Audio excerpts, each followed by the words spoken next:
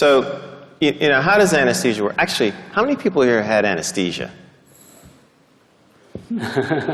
Oh. Great topic, right? Yeah, right. A lot of clients out there. Exactly, right. All right, fantastic. So what happened to you? You know, some people say we turn the brain off, or we make you unconscious, we put you in a coma. But I think so we've tried to really understand what's happened.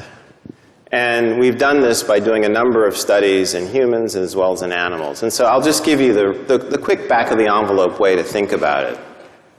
When you take the anesthesia drugs, or when they're given to you by the anesthesiologist, the brain isn't turned off. You know, it's not like all of a sudden the switch flips.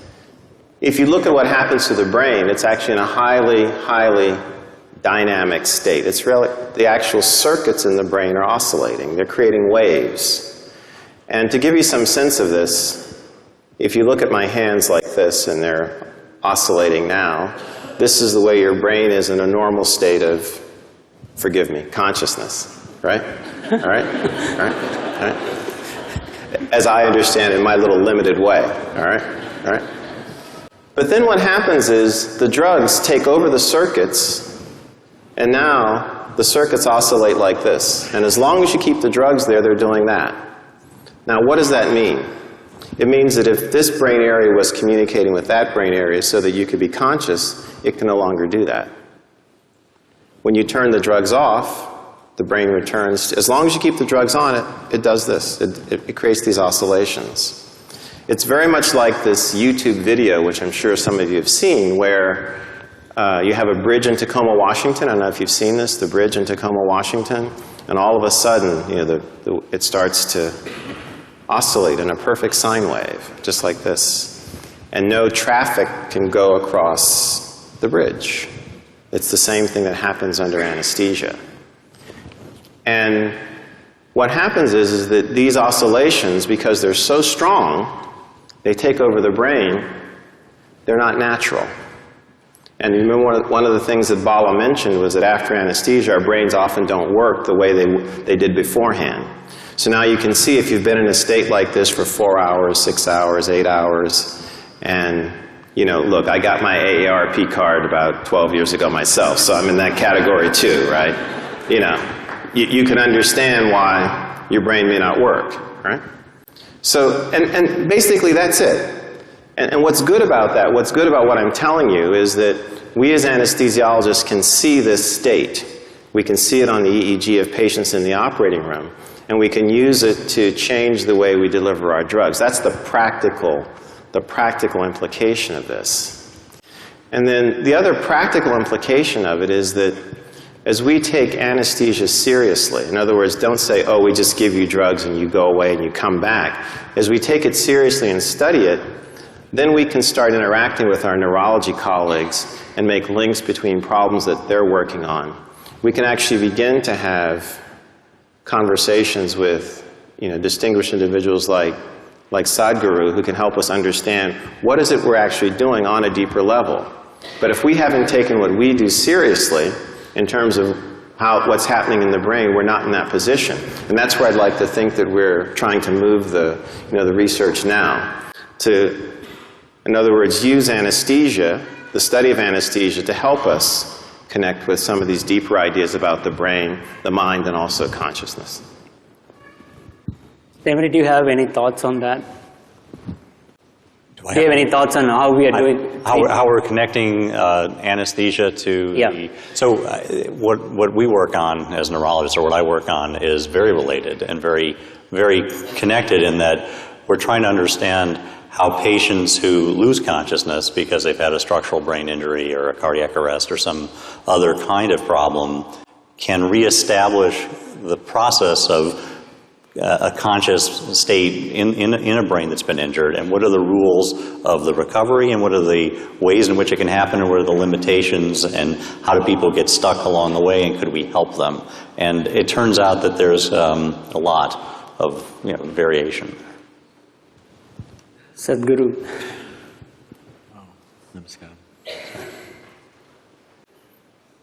Dr. Brown and Dr. Skip, highly accomplished doctors in their areas of proficiency, but I'm completely unschooled.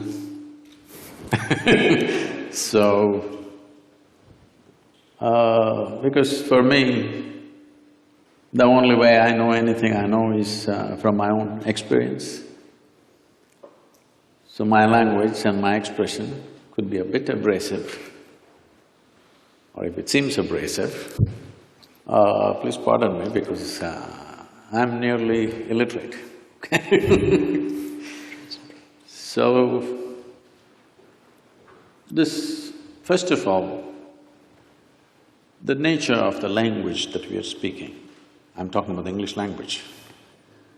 This language is very good for describing and defining external things, but is very limited when it comes to internal dimensions of many aspects of who we are. So, if we have to use yogic terminology for this, what you're referring to as consciousness is considered as jagruti, that means wakefulness. We do not consider wakefulness as consciousness.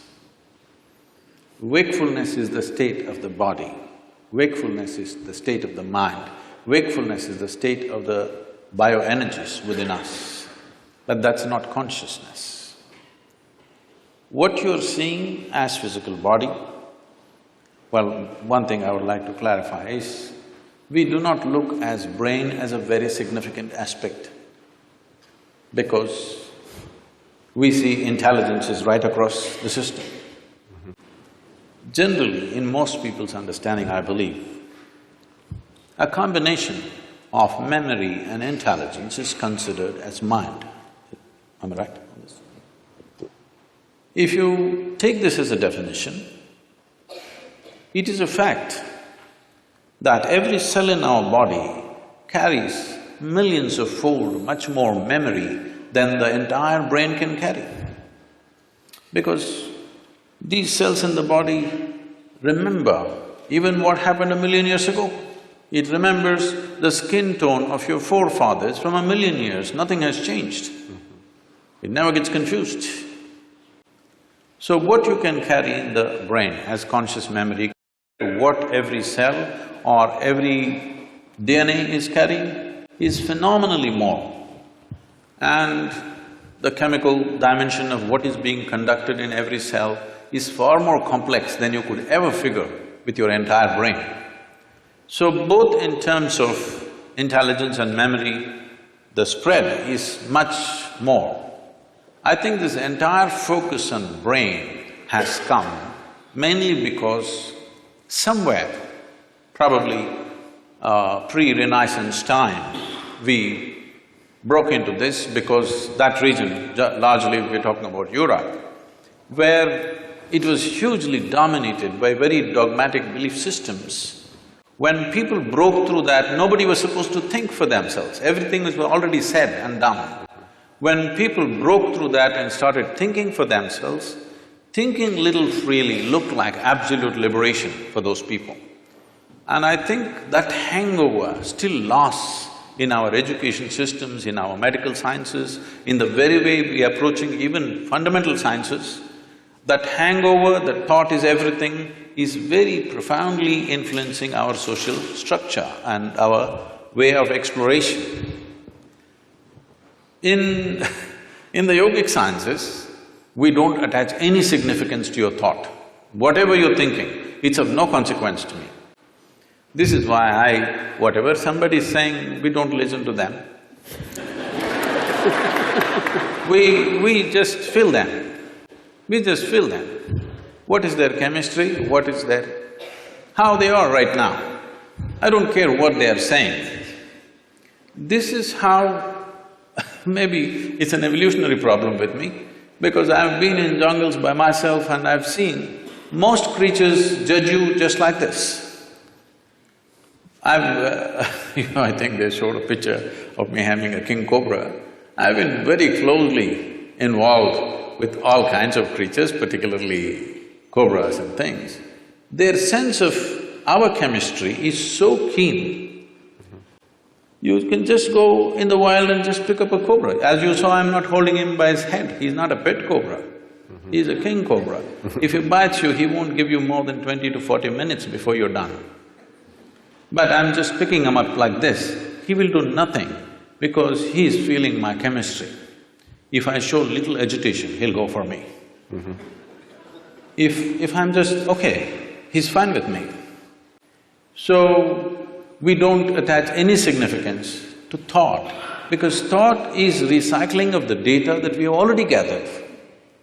No thought can come which is absolutely fresh, permutations and combinations of the data that we already have. Right now, a lot of people coming up to me very fearfully and saying, Sadhguru, this artificial intelligence is coming, if they come, they will take over the world. I said, if they take over and run the damn thing, you're on a holiday, isn't it? But it is a fact that everything that we can gather as information, analyze and express and use it in many ways, all these things, machines will be doing it better than us in the next 10 to 15 years' time.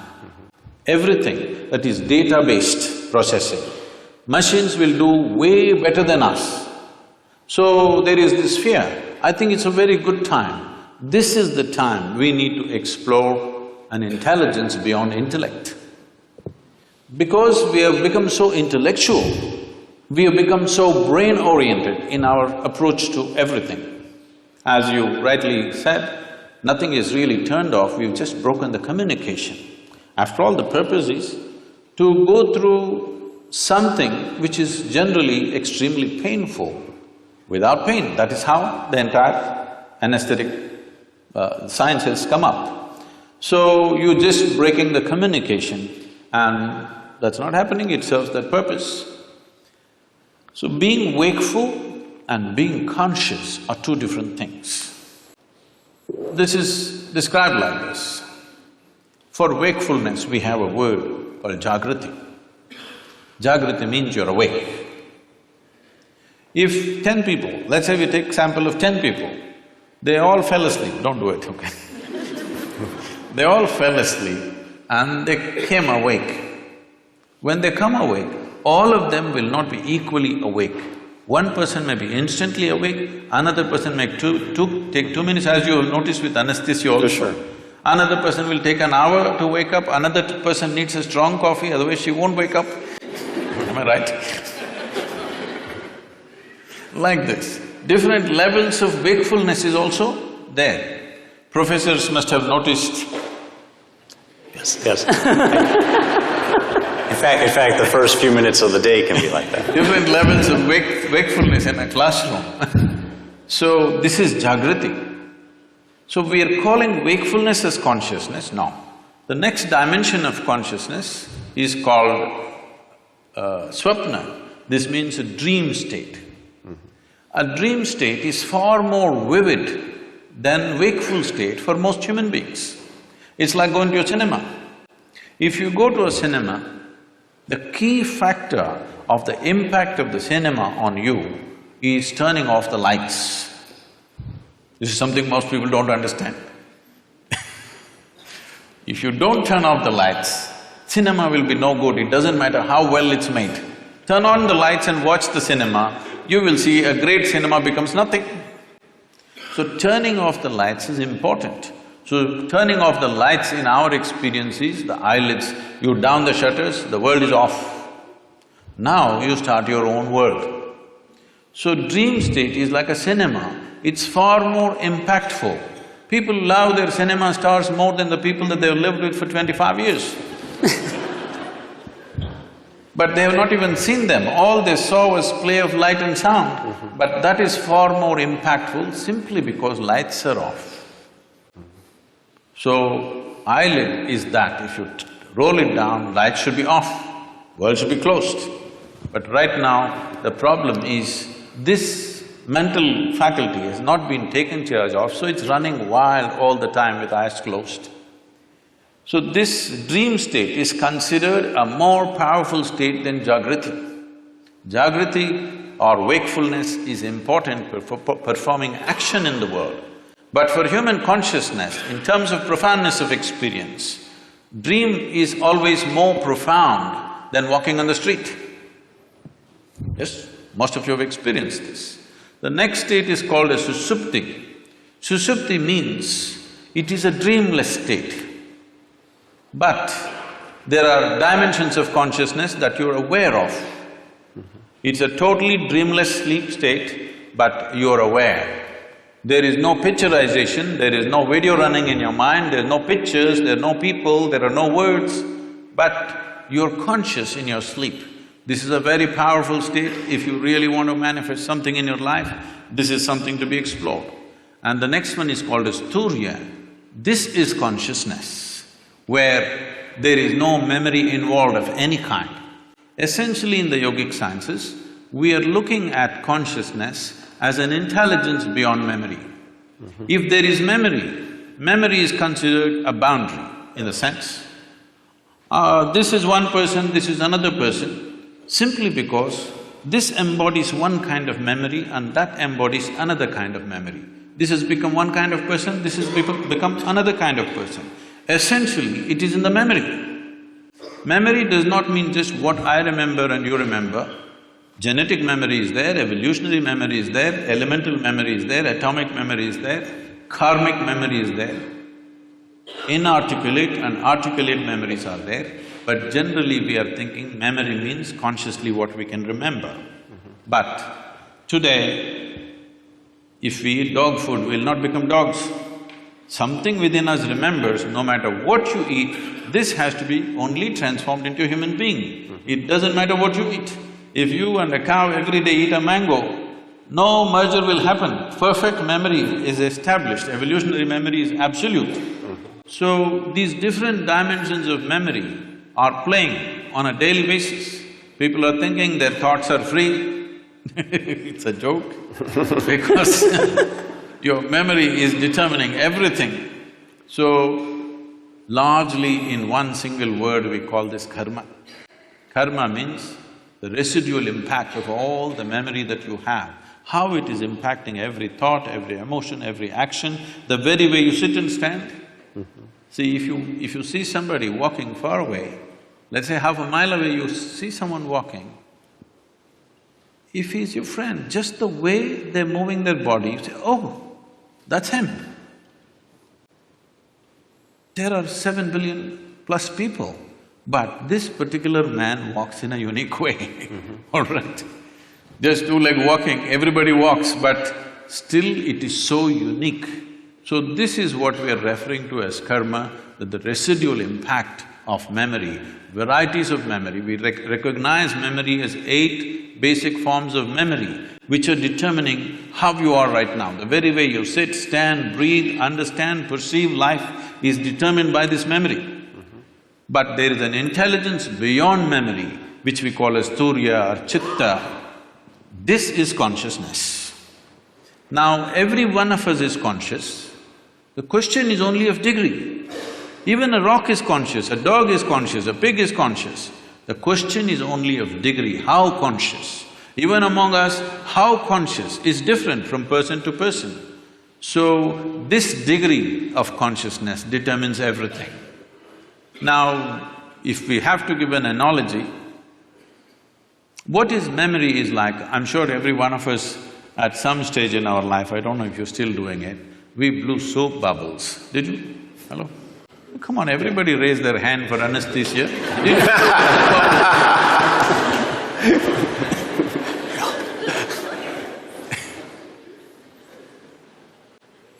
So, when you blow a soap bubble, the soap part of it, which is very little, just a tiny drop, the large part of it is air that it captures.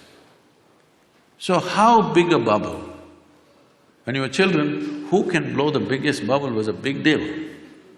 And it's a certain amount of technique. Yes. How you do it. Somebody blew this big bubble, somebody got only this much. So how big a bubble? This bubble is like this. The kind of soap and how it gathers is your memory. It forms it gives it a form.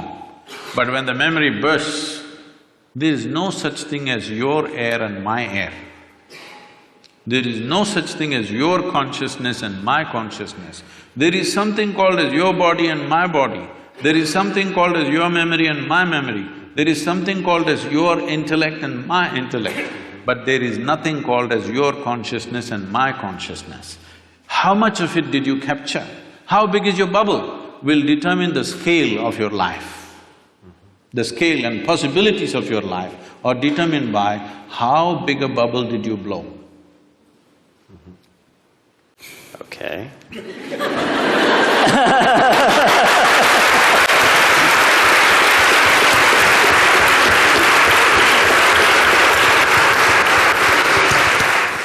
Well, let me pose you a question, Sadhguru.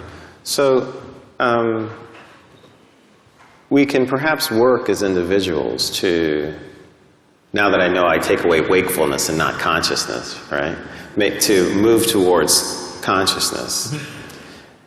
And that's an individual's decision to maybe train in this particular way.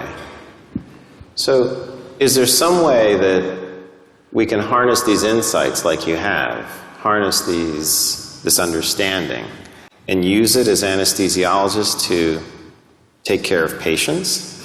Because if we can reduce it to, or if we can adapt it, I should say reduce, if we can adapt it in that way, you know, that would be very, very helpful, because we would be using the powers in a way that would control, have to use the word, the brain, in a way that would be perhaps more physiologic.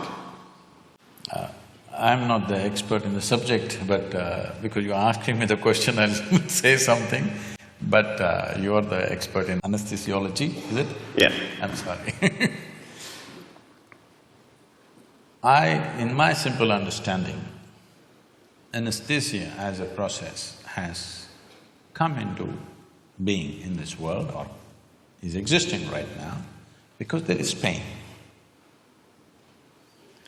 Pain, when it happens to us, is a bad thing. Nobody wants pain. But at the same time, if there was no pain, most people would not even know how to preserve their own body. See, wherever there is no pain, in how many ways they've cut it. Suppose there was no pain in your nose, they would have cut it in various shapes. It is part of the fashion. If there's no pain at all, believe me, they would have pulled out intestines and swing it on the street and go. You have any doubt about that? None whatsoever.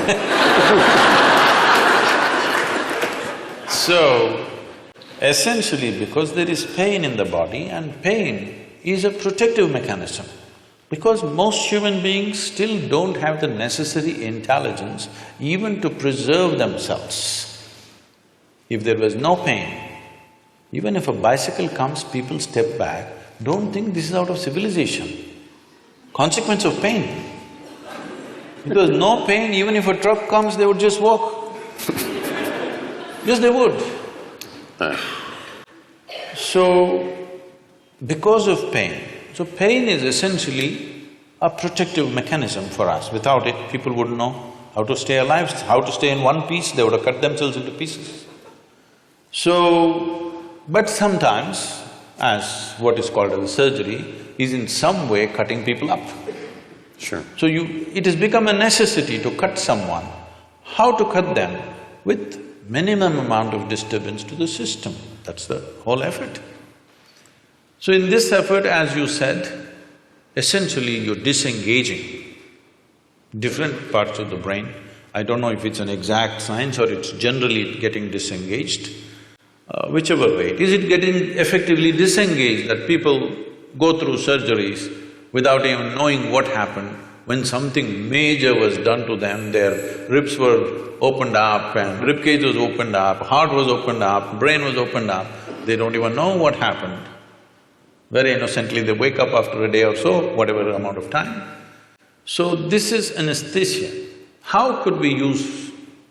See, one dimension, because when we were speaking in the room, when you said, essentially, if I'm wrong, please correct me, you're monitoring the physiological systems of heartbeat, blood pressure and temperature and Brain waves. whatever else, the physiological factors. If, I don't know if it's even a possibility, but if you find a way to monitor the neurological system, ignoring the physiological system completely, see, the concern may be the moment you put somebody on the table and start opening the body, the concern of a doctor or a surgeon may be that you don't want him dead on the table.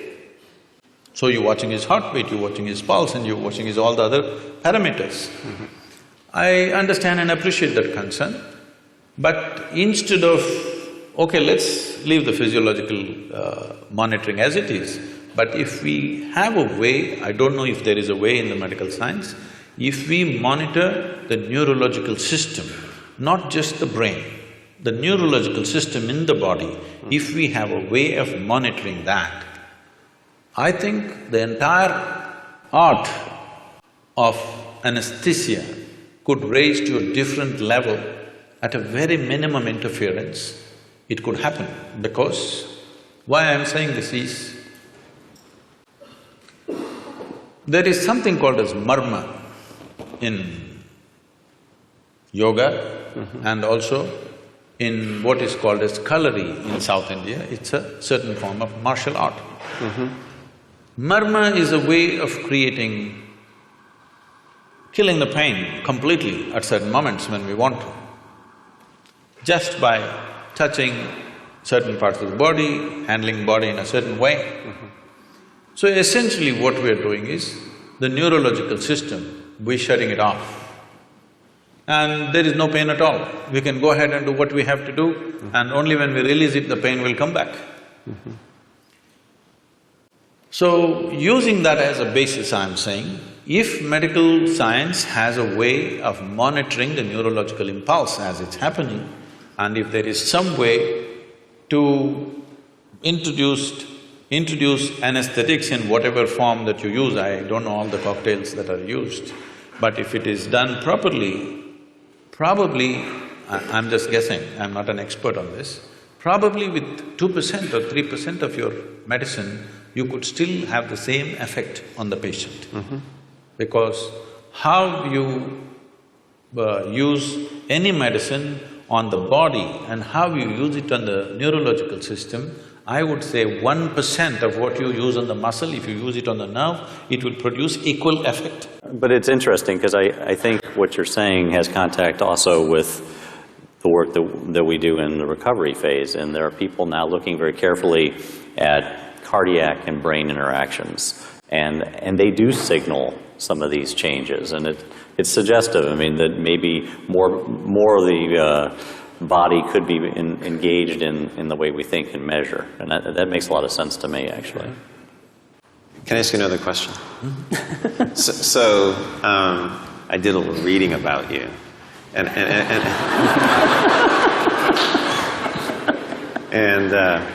he's not as uneducated as he would have you believe. See, he's actually quite adept. That's pretty clear.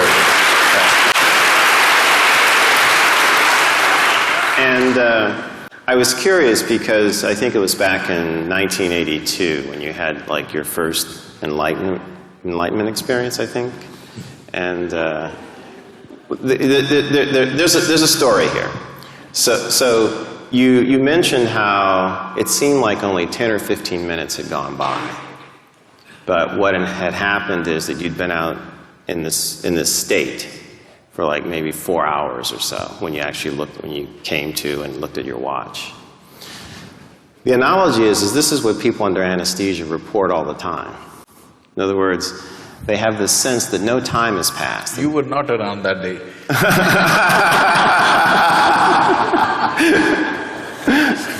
Maybe I'm reaching. But they report a very similar phenomenon, you know, that it seems like they'll wake up sometimes from anesthesia and they'll go, you know, have you started yet? You're done? They're actually quite surprised. So whatever our timekeeping mechanism is, right? It's different from sleep. It's noticeably different from sleep because often when you sleep, except in some rare instances, you have a sense that, you know, time has passed. You know, you went to sleep, you woke up, you know, you may not be able to judge it exactly. But characteristically, under anesthesia, when people come to, they feel like no time has passed. Any thoughts? Mm-hmm. See, our sense of time, the only way human beings know time is by the cyclical movement of things that are happening. If the earth spins once, we call it a day. If the moon goes around the earth, we call it a month. If the planet goes around the sun, we call it a year. Or if the clock goes around, we call it an hour. So, only by cyclical movements we know time. What cyclical movement means is, all physical dimensions of the existence, from atomic to cosmic, exists only because of cyclical movements. Anything physical in the universe is naturally cyclical.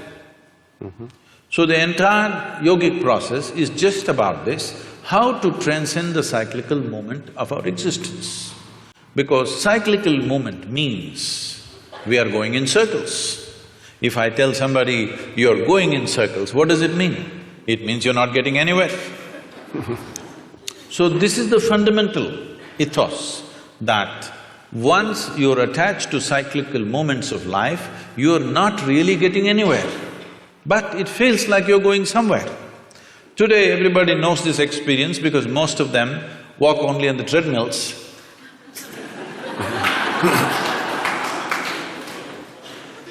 I was in conversation with Ed Bagley, who's an environmentalist, and he said, if somebody from another planet comes here, some aliens come here and see, we drive to the gymnasium and then cycle inside the gymnasium on a stationary bicycle, what will they think? Right. So, cyclical movement signifies physical existence. Physical existence, as today fundamental physics is talking about it, forever the yogic sciences have been saying this, it is a minuscule of the larger space.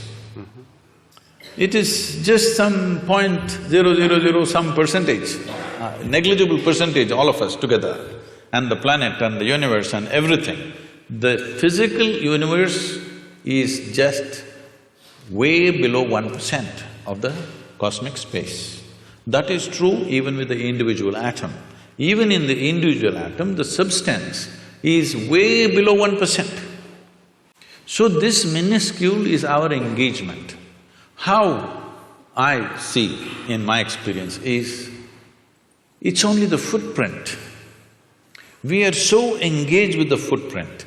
I have been in the jungles of South India for long periods of time. At one time I was involved in tiger census. So for days on end we followed the tiger's footprints. We saw only the footprint, we have not seen a damn tiger. So till you see the tiger, by footprints, whatever imagination you have, tiger breaks it for you. When he growls at you, it's all gone. All the… you studied the footprint, you thought you understood and how he does things, his behavior, everything you understood by his footprints, how he moves, what he does. But when you see him, all this knowledge you gather vanishes in one moment. Fortunately, he didn't make breakfast out of you, but even just seeing him, everything vanished. So right now, we are just studying the footprint. Consciousness, the remaining 99 point whatever percentage that is there in the atom, that's there in the cosmos, this is consciousness. An atom has captured a minuscule of consciousness. You and me have captured the largest amount compared to any other creature on this planet. That's why we are at the peak of evolution, that we have captured the largest. But time we know only because of our involvement with cyclical movements.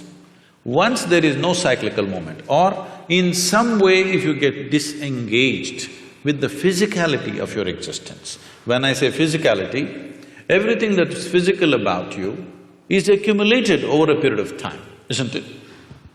Sure. It's an accumulation. Now, everything that's mental about you is also accumulated, the content, I'm saying.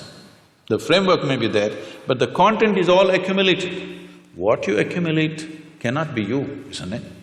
It can be yours, but it can never be you. So once there is a little disengagement with the physicality of what you have gathered, suddenly there's no sense of time nor space. What is now is then, what is then is now, what is here is there, what is there is here, everything gets like this. It's very beautifully expressed. The Adiyogi, the first yogi, over 15,000 years ago, he said this. People, his disciples, squeezing him, asking, what is the nature of this existence? Where does the cosmos begin? Where does it end? He laughs at them and says, I can pack your cosmos into a mustard seed. Wow. So just make sure we understand. If I understand, the experience that you had that Emery's asking about, and perhaps the experience that might not be passed through in memory and language of the patient in anesthesia from this point of view, would be one in which it's outside of time, maybe interior, as it said in the video, but space has sort of a time-like aspect where present and future are in the same distance. Is that kind of a restatement in any way? This could seem contradictory to what is generally believed in fundamental physics. Modern physics is looking at space and time. The yogic sciences look at only time. There's only time, there is no space. Because there is time, there's a consequence of space. Okay. If there was no time, there would be no space. So time is the basic, not space. Space is an illusion that's been created because we are engaged with our physical natures. So if you disengage with your physical nature, suddenly there is no time, so there is no space. So suddenly what is here is there, what is there is here. People think something miraculous has happened, nothing miraculous happened. It is just that you kept your accumulations aside for a moment, that's all. What you accumulated and who you are sat separately. The very basic program, what we're teaching as inner engineering is just this. What we're training people for is, if they sit down here, body's here, what you call as your mind is somewhere else, what is you seems to be little away. Once there is a little space between you and your body, between you and your mind, suddenly there is no time. Once there is no time, there is no space, there is no possibility of space. This needs to be understood. We have a common word both for time and space. We call it kala. Kala means time. Kala also means emptiness. So emptiness means space. So this hall is empty, that means there is space here. We say when the hall is full, we say there is no space here, that's what we mean in a simplistic way. But the same word is employed both for time and space because space is bred by the time. If there is no time, there is no space. Right now we are understanding time as cyclical movements. So we are looking at time in two different dimensions, kala and mahakala, the greater time. The greater time has no cyclical movements. Cyclical movement is because of physical nature. Because of physical nature, there is time in terms of birth and death, in terms of initiation and expiry of everything that happens. Every atom, every electron, every proton, somewhere has an age. Even the very planets and the solar system and the sun has an age. Sometime it is begun and sometime it's going to end. Whether it's going to be a bang or it peters out is is something we can debate. Sure. But physicality is not perpetual. It begins and ends. Because of that, we are looking at time in that sense.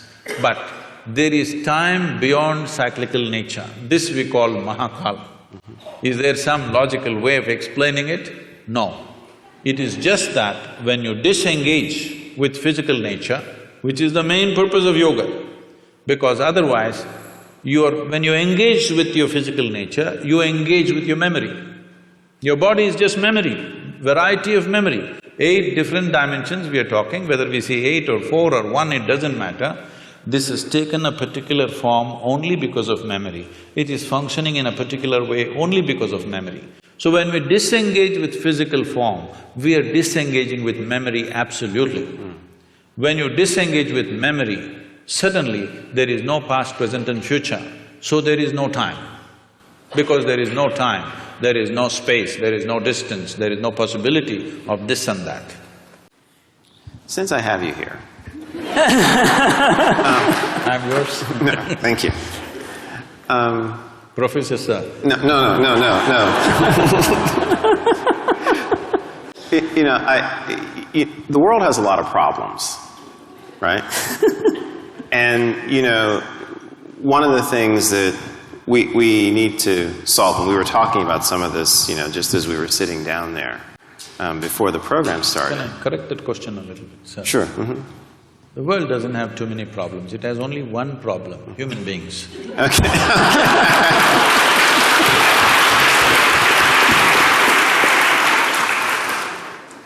So if we could focus on that one issue.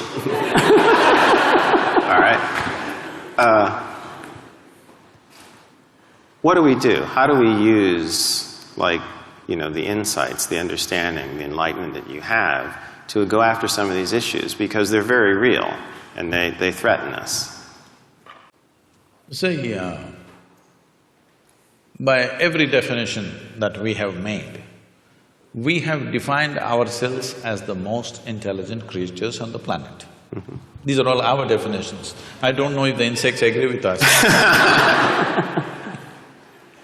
But by our own definitions, we are the most intelligent of the species. So our understanding is right now, whoever dominates must be most intelligent. So for which we are paying a lot of price.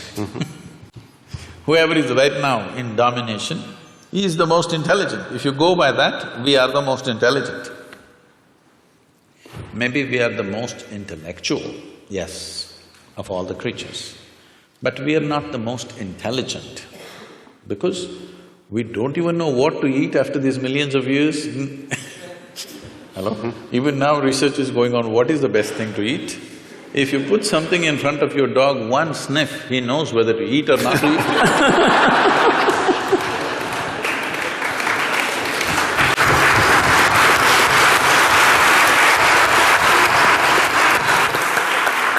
So this is mainly because this is a new happening.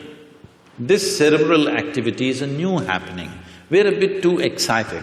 Just like, you know, people are all engaged with their smartphones all the time.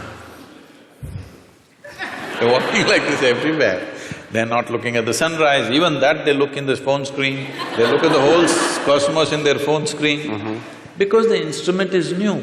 Next generation may not even look at it, probably. Right now it's new, everybody is engaged with it and they're calling it a smartphone. Generally, someone will refer to someone else as smart when they find that person is smarter than them, right? So, unfortunately for a whole lot of people, the phone is the smartest thing about them. So, this is a new gadget. You should know more about these things if you have the right names for this. The brain? No, in the brain, this cerebral development… The cerebral cortex and… Yes. yes. This is a new happening. So we are little excited about this. This can boom, boom, boom, you know, there's all those figures of blue lights flying all over the place and we're excited about those things. But fundamentally, intelligence always has been, all right? It might have found expression in the form of thought, which gave us the capability of language and many other arts and music and things. It gave us various capabilities, there's no question about that. So only a very few, very small percentage of people used it that way. Rest of the people are using their intellect just to freak the hell out of themselves. You're only handling injuries or you're also handling people going off? I only do neurology. Okay. I'm not board certified in psychiatry, if that's the question. If they're neurotic, you don't deal with them? Not trained for that. Okay. They all come not professionally trained for that. A lot of them come to me. You're lucky.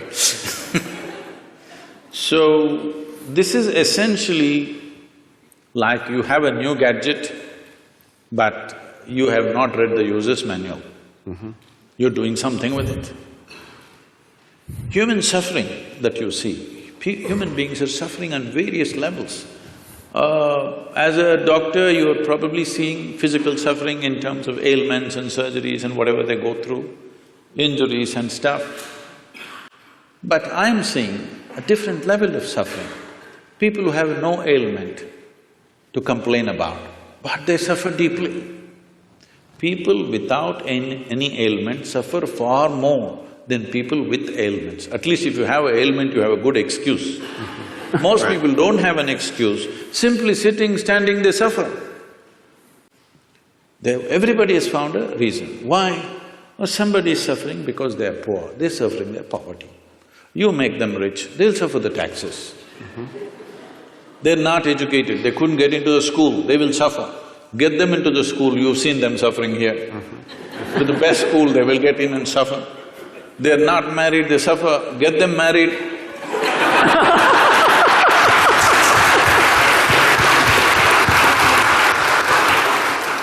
So they are not suffering their life. This is something that needs to be understood.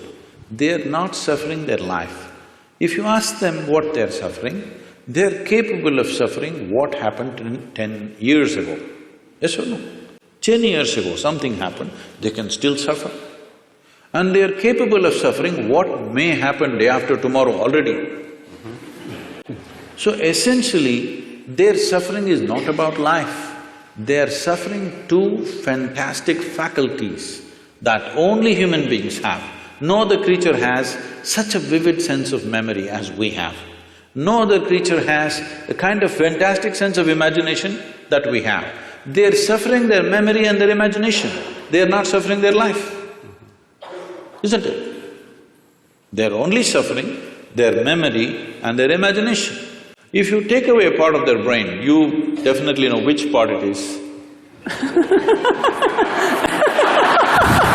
If you take out some part of their brain, whatever that part, they will all sit very peacefully, maybe even happy, I don't know. Because I find, I just met a lady a few months ago. I was in Mysore, my hometown. I just went to visit someone and I was just entering a building, a very small-built old lady, maybe she's over 75. She came smiling at me so sweetly and just asked me, "How are you?" I said, "Ma'am, I'm well. How are you?" And then I went up, I never forget faces, but this is not a face that I know. Then I went up and after half an hour I came down, again she came to me with a very sweet smile and she said, "How are you?" I thought, okay, and then I said, "Okay, I'm doing well, how are you doing?" Then somebody came and said, "Poor lady, she's just lost her memory." But I said, "It seems to have done wonders to her." She's just so exuberant and joyful. So, a whole lot of people, when they lose their faculties, they become better. This is the unfortunate nature of our existence, that our capabilities have become our problems. If our incapability is our problem, that is understandable. But when our capabilities become our problem, we are heading for a disaster. Yes or no? This is a tremendous capability. This cerebral development is a tremendous capability, but now that is what we are suffering. Our fantastic sense of memory and imagination, we are suffering this. And no wonder so many people are losing their memory because many times in their lives, consciously, unconsciously, they're wishing they could forget something. And they will forget one day. When they forget, suddenly it becomes an ailment. But they were always wishing for it. Every day, a whole lot of human beings are continuously wishing and praying, "I wish I can forget this." But when they forget it, then they become a case. So, this dimension of what we are looking at is not about forgetting, it is not about reducing your thing. See, every day people are taking their own anesthesia. They call it whiskey, they call it wine, they call it their own thing. They kind of, Just dull your memory, dull your imagination, simply sit there, it feels peaceful. Next day morning again, everything is back anyway, unless you have a hangover. But people have found their own ways of anesthesia. For sure. And people are using many things, of course, more advanced developments have happened in that level of anesthesia also in recent times. Right. So, essentially, whether you pray, I want to forget all these things and live happily, or you drank a glass of wine, or you doped yourself, or you're on LSD, or you put them on anesthesia, essentially they're all moving in the same direction. You're doing it for a specific purpose for a limited period of time, but they're trying to do it to their life. And one day, when they lose their memory, in a way, unfortunately, they've succeeded their intent. This is the misfortune. Because people are driving themselves towards that. People are trying to think, I mean, today in the world, people think there is something called as sanity and insanity. There's no real line there. It's a line that you manage by yourself, with your own discipline and your own perception. Is there really a line called sanity and insanity? Tell me. Is there? See now, it's like this. What you think is normal, somebody else thinks is crazy. Is it not happening all the time? Older generation thinks younger generation is crazy. Younger generation thinks old people had for sure lost their marbles. Everybody is making these judgments. One culture thinks another culture is crazy. So, it is just a line that we artificially create and manage because we know if we cross that, we will not be able to control ourselves. Even when people get angry, the term that they use is yours always, I'm getting mad, so they know it. So, they know that they've crossed their line.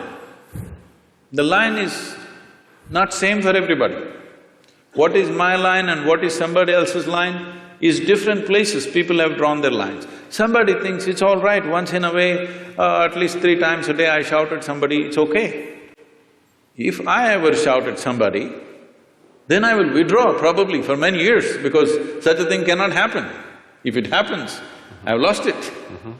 So what is your line, where is your line, is something that you have drawn. There is no existential line that this is sanity, this is insanity. There is no such thing. The question is just this, if you're in control of your mental faculties, this is called sanity. If you're not in control of your mental faculties, this is called insanity. Suppose, right now, we can make an experiment with all of them. Can we? Sure. I'll give you 10 seconds. Next 10 seconds, nobody… a simple thing, what you have to do is, you can think of anything in the universe you want. Only thing is, don't think of monkeys for the next 10 seconds. Okay? 10 seconds, no monkeys. You will count millions of only monkeys. So, our faculties are not totally in control. The question is only, how crazy are you? Okay? You are a little more crazy than me. That's about it. But there's no such thing as somebody is absolutely sane and somebody is absolutely insane. What means a lot to me looks like insanity to somebody else. Is it not happening every day? What means a world to you, somebody else thinks this is insanity. What means a world to them, you may think it's insanity. All kinds of things are being done in the world and it looks perfectly normal for that person, it's only others who are making this judgment that he is insane. Only thing is, if what is out of control goes to a point where it causes active harm to himself or to people around him, then we are diagnosing him as totally insane. But there has to be some sort of agreement, and I'll just call it that, so that we can have a functional social structure, right? So, you're saying sanity is a social thing. I'm asking, I'm afraid to assert here. It is so. See, even in terms of sanity and insanity, what is crime and what is not, Right. is a social thing, isn't it? Right. It's a very social thing. So when we're talking about social things keep on evolving from generation to generation, it keeps changing. What you think… what you thought was wrong has become right, what you thought was right has become wrong. In one generation it happens, isn't it? So social realities we don't have to debate because it's a flux that all of us create. It's generally called culture. Culture is not something that dropped upon us. What mess we create today is tomorrow's culture. What the previous generations did, they did not do everything consciously, they did some mess. That's our culture right now. Okay, so if I understand the answer, it's a very hopeful answer. Because no matter how bad things look, they present to us a problem we can solve. Is that in the next generation? Is that sort of the point? You have teenage children or something?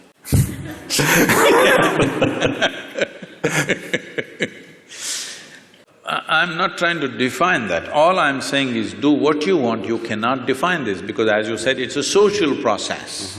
Social process, today we are democratic countries, so it's decided by the majority as to what is right. What majority decides may not always be a perfect solution, but we have agreed that if the majority says this, we do that, right or wrong. Works or doesn't work, we do just that when the majority says that, at least with certain aspects of life. With certain other aspects, we have retained the authority in some kind of experts. Let's say in anesthesiology, if you say something, maybe that's the right thing. Let's say somebody has come up just today, he passed his medical exam and he's come, if he says, he will be put through 1,000 tests, but if you say it, people will accept it simply because of a certain record and a certain reputation and whatever. But it may not always work. Reputation and records may not always work, but we are looking at largely what works. So these are all social processes. Without going into that, when we talk about anesthesia, when we talk about disengagement, or when we talk about meditativeness, this word meditation in English language has to be cleared because we've been going through that. See, the English word meditation does not say anything specific. I know it's become a popular word, but it doesn't describe anything specific. If someone sits with their eyes closed, in English language we say they're meditating. See, with eyes closed, there are many things to do. You can do japa, tapa, dharana, dhyana, samadhi, shunya, samyama. There are many things. Or you might have just mastered the art of sleeping in vertical postures.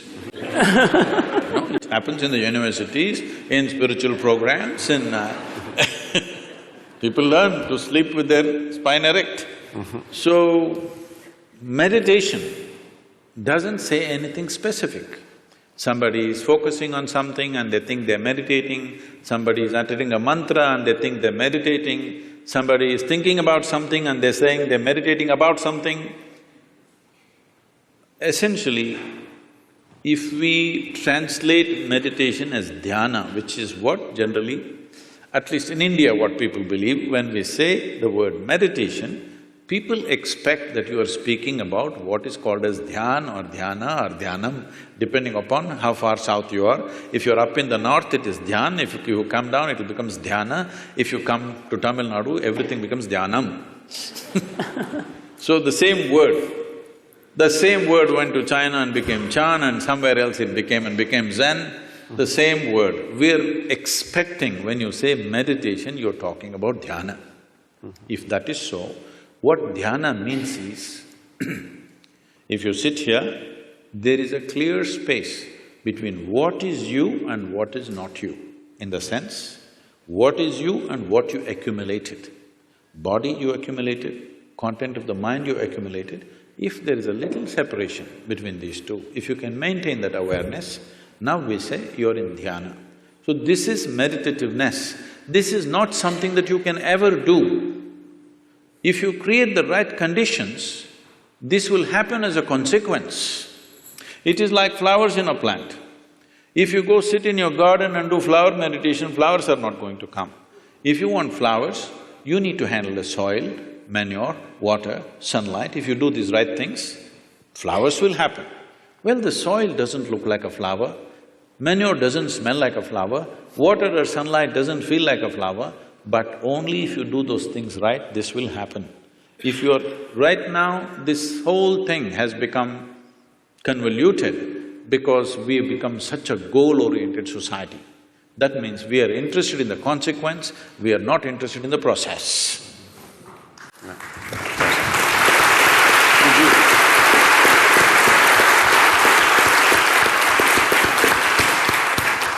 So we have… we'll move on to the question answers for the audience and also the researchers here. We began this conversation with a discussion of levels of consciousness of…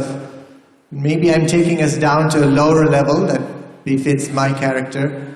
But I'm wondering, one of the things Dr. Skiff you asked is, as people are recovering from certain kinds of processes, maybe they're entering different states of consciousness that science has not yet, learned about. I'm wondering if that theory is necessary, because we know about the plasticity of the brain. I think Baki Rita, is that the gentleman who talks about plasticity of the brain and extraordinary things that the brain can do to recover functions in different parts as it's damaged. That's one, and maybe that's a more technical question. I have a larger question for Sadhguru. You spoke very eloquently about memory, intellection, asking us to put those aside. And I'm trying to understand exactly what you mean, because I haven't caught it, I'm sorry to say, because it seems to me those are the unique or extraordinary things about us as human beings, right? The fact that we have this historical memory going back to Mesopotamia and beyond, in India, thousands of years, and also as individual human beings, and intellection, which allows us to build spaceships in addition to sit here and listen to you. So I'm not quite sure how you mean for us to leave those aside or place less value on them. I did not talk about devaluing them or leaving them aside. What do you think? Is this planet round or flat? I suspect it's quite round. Really? You suspect it's round? You're not sure? No, yes, I'm sure. It is round, in fact. In fact, I think that is how matter has to collect around gravity. No, don't go there, gravity is another thing. But today we know it is round. Though, if I walk up and down this place, in my experience it feels flat. But we know it is round. We debated this for thousands of years, all right? But we couldn't figure it. But it became very clear to us only when we took off. We created some distance from the planet. You flew up there and looked, very clearly it looked round. You went and stood on the moon and looked round, 100% it's clear it's round. So what gave you this clarity is the distance. When you were in it, you thought any number of ways but you couldn't figure it. But the moment you had distance, you had clarity. So only in that context I said, you must know how to keep your accumulations aside. If you're carrying a bag, when you don't need it, you must be able to keep it aside. If all the time if you carry it, it'll become a torturous process. That's what is happening to people. Nothing wrong with your mind. It's just that all the time it's on and it's becoming torturous. Not knowing how to do, they're sozzling it out with alcohol or drug or something else. Essentially, they are unable to bear the activity of their own mind, isn't it? If they could keep this bag aside for some time, all we have accumulated, it would be nice. You won't lose it, because nobody's going to pick it up and go. It's there for you, but once there is a little distance, you have an absolute understanding of the nature of what it is, only then you can handle it the way you want. Right now, you're handling both your body and mind accidentally.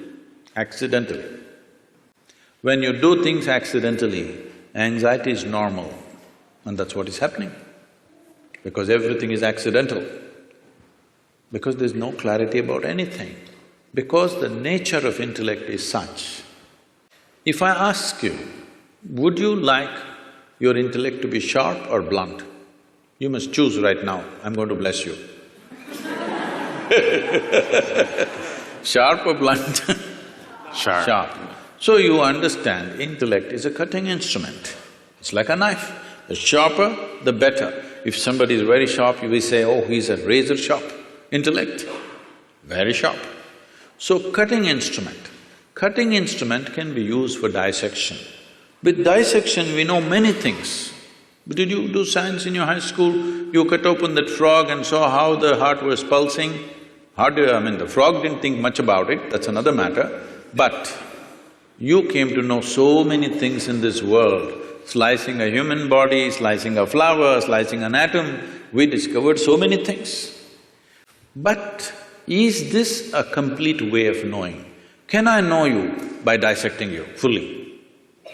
Is it possible?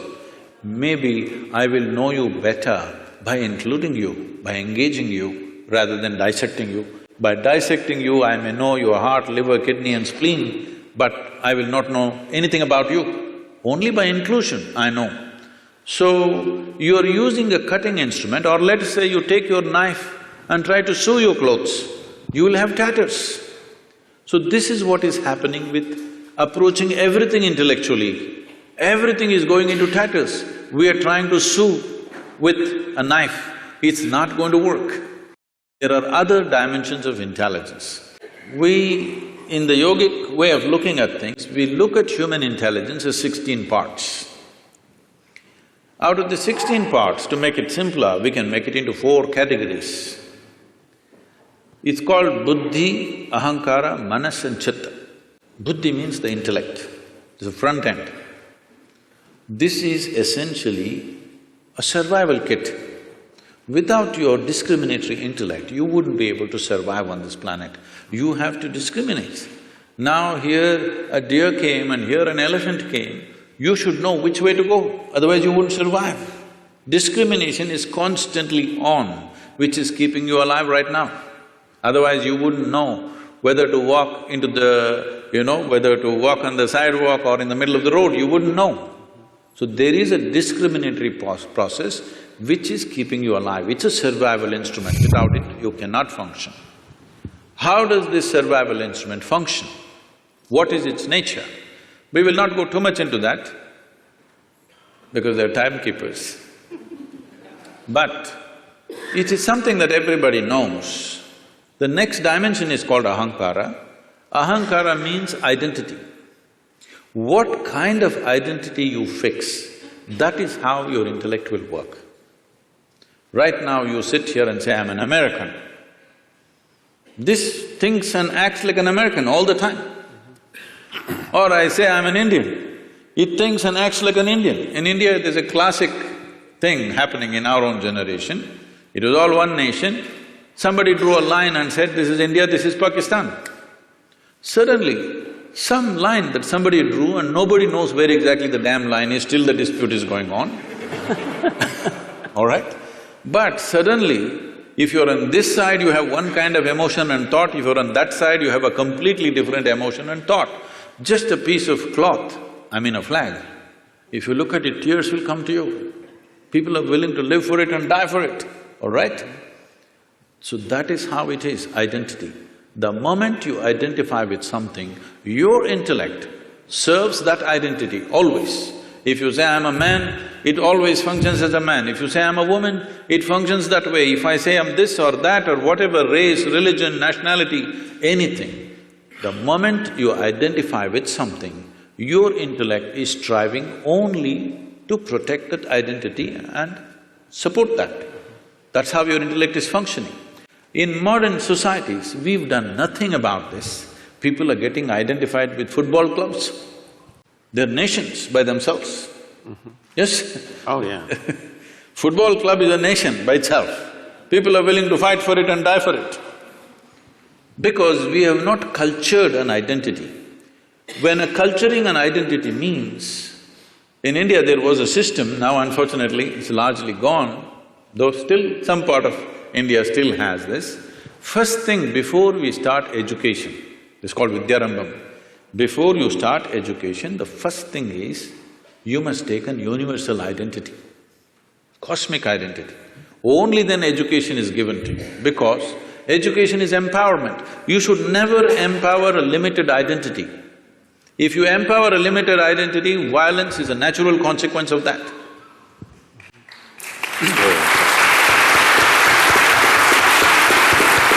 So, just tell me, what is it that we are fighting for on this planet? My identity versus your identity. It may be race, it may be religion, it may be nationality, it may be region. Essentially, my identity fights with your identity because I'm identified with this, you're identified with that. So, before you empower a human being with education and knowledge, first thing is you must fix a cosmic identity for that person. This used to be called as Aham Brahmasmi. First thing is a child must say, my identity is cosmic. I belong to the cosmos, not to these parents who are sitting with me right now. I love them, they have nurtured me, but my identity is cosmic. The child has to utter this. Only then, first alphabet is taught to him, because it was education as seen as an empowerment. Just tell me, today in the world, are uneducated, illiterate people causing more damage, or educated people on the planet causing more damage to the entire planet?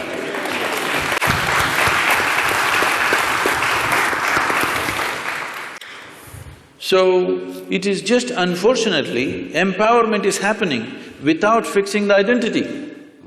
With my limited identity, if I study all kinds of nuclear science, what am I going to do? I'm going to bomb you, that's all I'm going to do to you. What else will I do to you? That's all I will do to you because this is my identity. You stand against me, suddenly I have to do something about that. So whatever capability I have, I'm going to use it. That's what is happening. So identities have not at all been worked at, that's a big problem. But intellect functions according to your identity.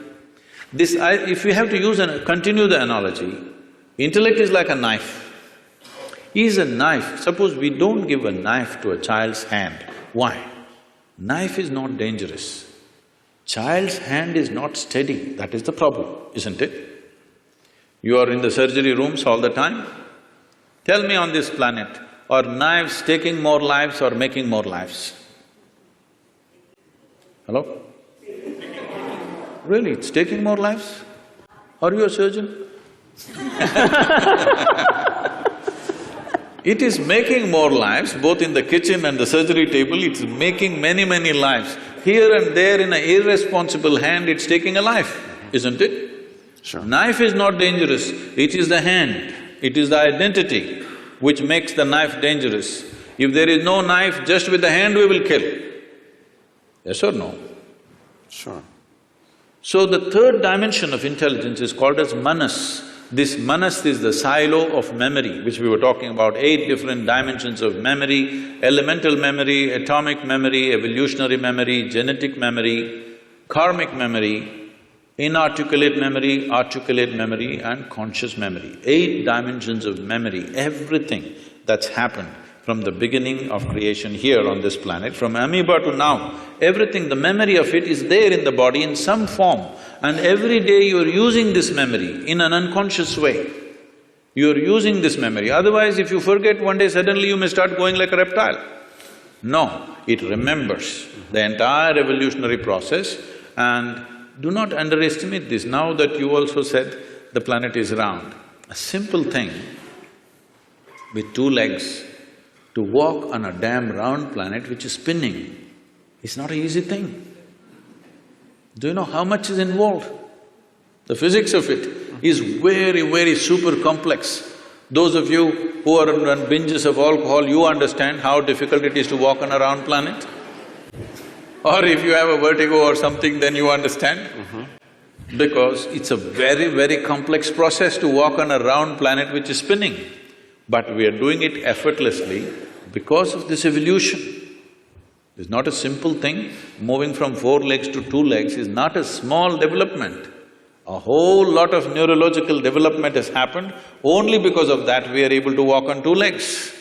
So now this memory is acting all the time, and the access point is the identity. How you're identified, that is how you choose the memory.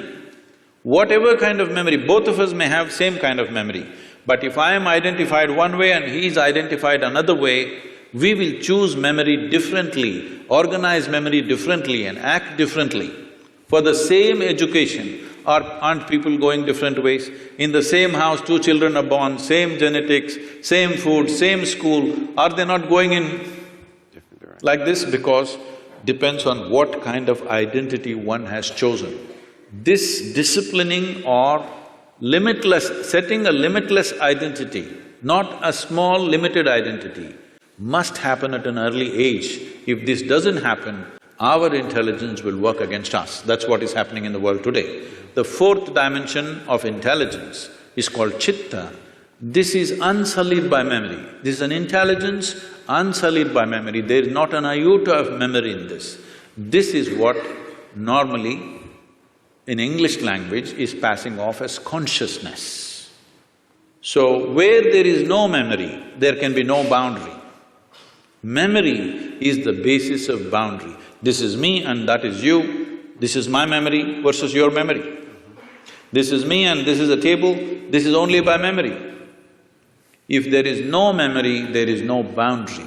So going beyond those states of memory is necessary for every human being, whatever capabilities you have right now.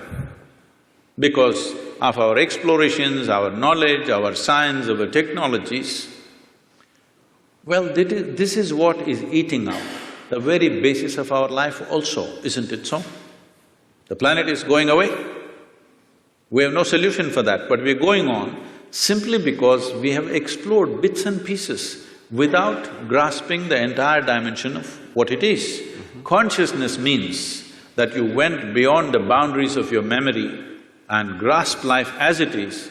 Now it doesn't matter how much knowledge you have, you will do what is needed and nothing more than what is needed, and that's what needs to happen in the world.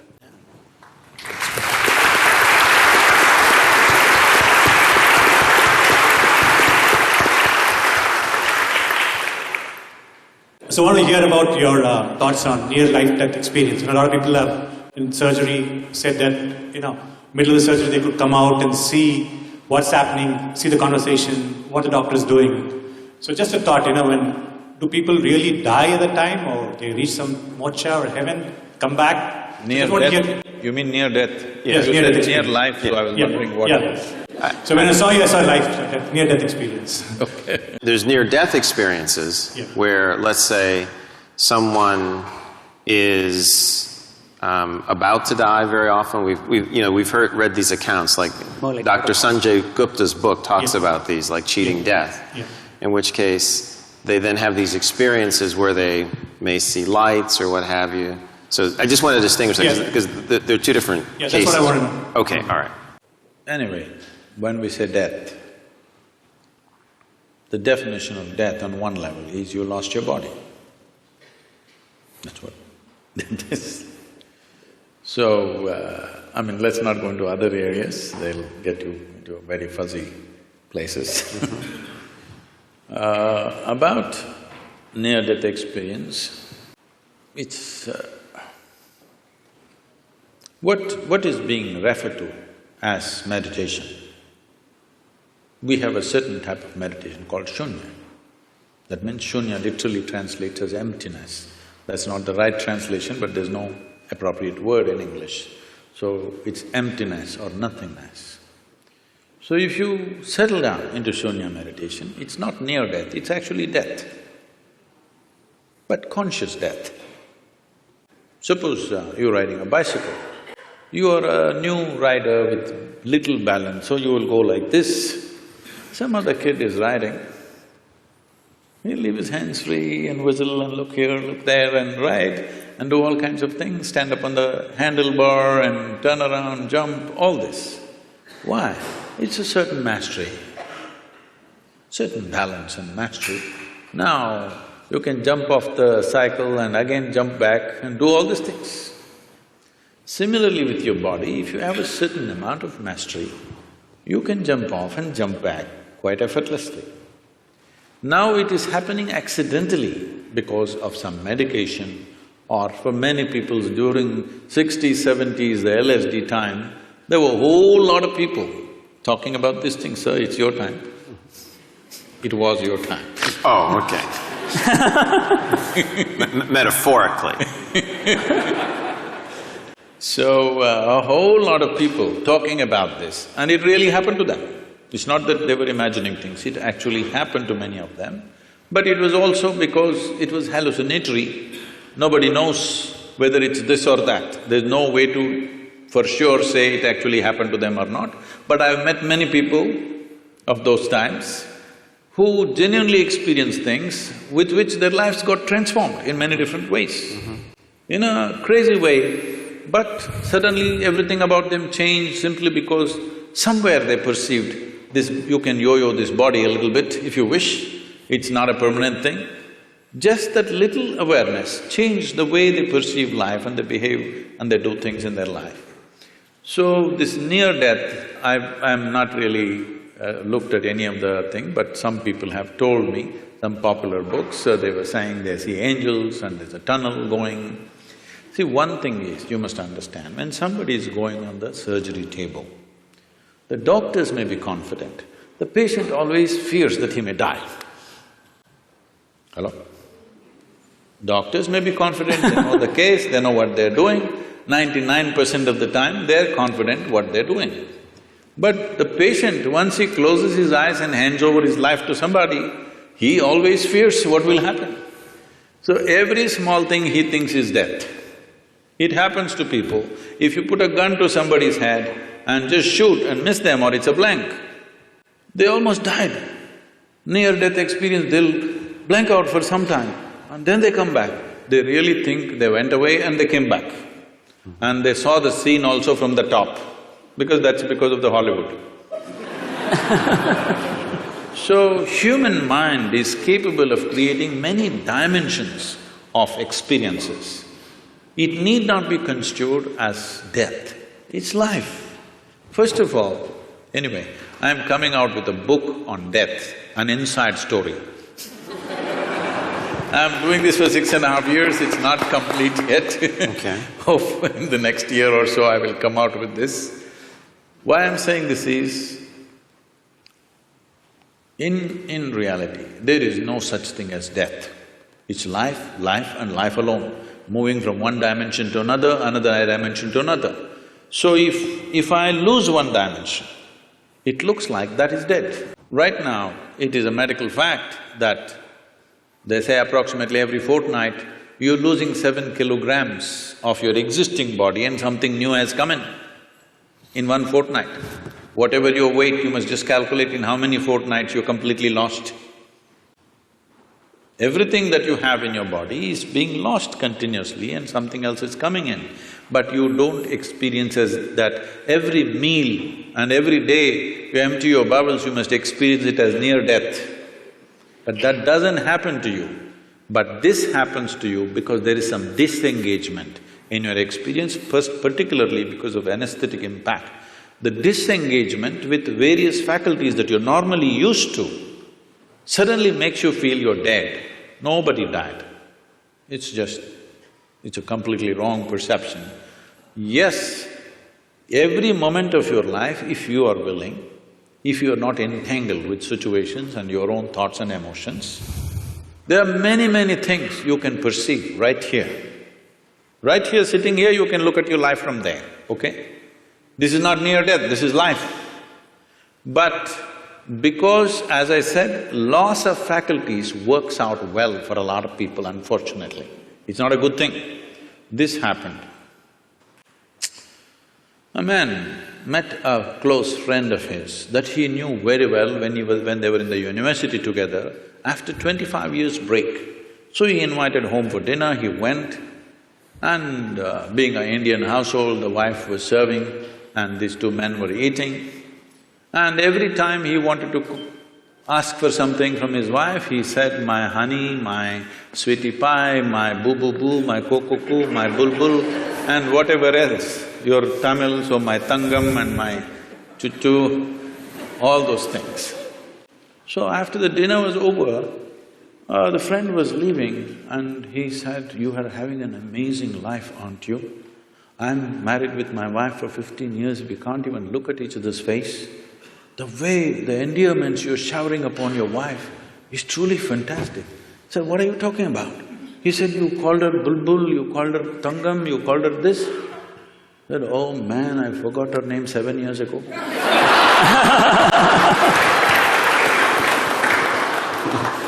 Loss of faculties, unfortunately, work very well for a lot of people because they are suffering their faculties. The greatest faculties that have come to us after millions of years of evolution, unfortunately we suffer because we have not read the user's manual.